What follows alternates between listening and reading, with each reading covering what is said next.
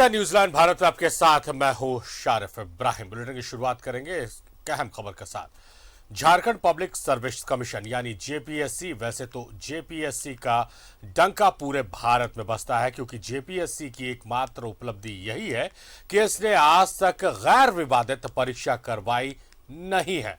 खैर, जब गलती का खामियाजा इस परीक्षा को देने वाले भुगत रहे, अब जरा छठी जेपीएससी जिसका 62 अभ्यर्थी को अब सुप्रीम कोर्ट का सहारा है। खत्म नहीं होता बे। जेपीएससी दुख खत्म होने ही नहीं दे रहा। जेपीएससी खेला कर देता है। अब संशोधित मेरिट लिस्ट जारी होते ही एक साथ 62 लोग जो कल तक अधिकारी थे, बाबू थे, आज आम हो गए। वहीं याचिकाकर्ता कह रहे हैं कि अभी भी लिस्ट अदालती आदेश के हिसाब से नहीं है बल्कि जेपीएससी के ही हिसाब से है, तो इस लिस्ट को भी वो नहीं मानेंगे और अदालत में चुनौती तो मिलेगी। क्या है ना कि कभी कभी आयोग को लगता है कि मैं पाक साफ हूँ। आयोग पाक साफ नहीं है, ये सिद्ध हो गया 20 साल में।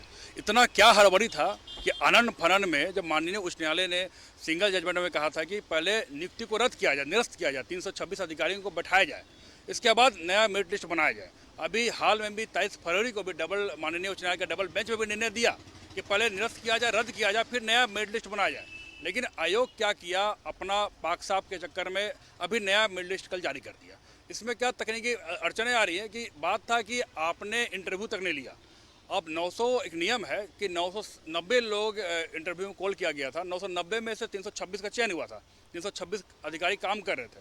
यदि आप 62 लोगों को हटा रहे हैं, आपने नियम बनाया क्योंकि माननीय उच्च न्यायालय ने कहा कि जो हिंदी इंग्लिश पेपर था जिसको आपने जोड़ दिया इसको हटाया जाए और सब्जेक्ट वाइज पास होना अनिवार्य था।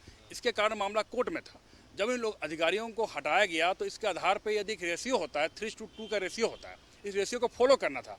क्योंकि आप 62 को हटाए हैं तो इसका मतलब है कि 186 को आपको हटाना होगा। 990 में 186 कौन है, आप किस आधार पर बनाए हैं सोचिए। तो देखना हो कहीं ना कहीं आयोग। अब जिन 62 लोगों को हटाया गया उनमें से भी कुछ लोग सुप्रीम कोर्ट पहुंच गए। 14 मार्च को मामले पर सुनवाई होगी और इन 62 लोगों को अपने भविष्य के लिए अब सुप्रीम सहारा ही है।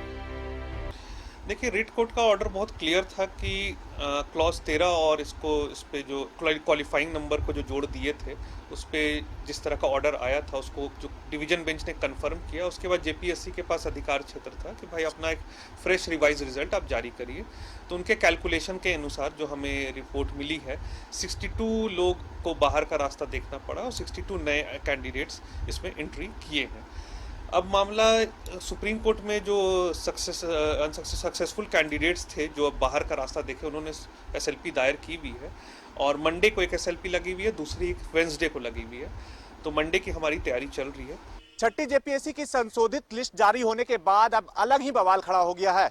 एक तरफ जहां एक ही झटके में 62 अधिकारियों की नौकरी चली गई, वहीं याचिकाकर्ता भी संतुष्ट नहीं है।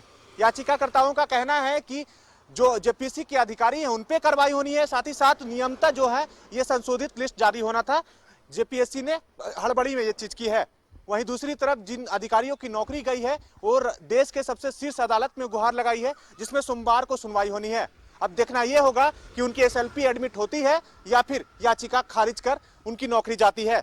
अपने सहयोगी मंटू यादव के साथ मैं आयुष चौहान, न्यूज़ 11।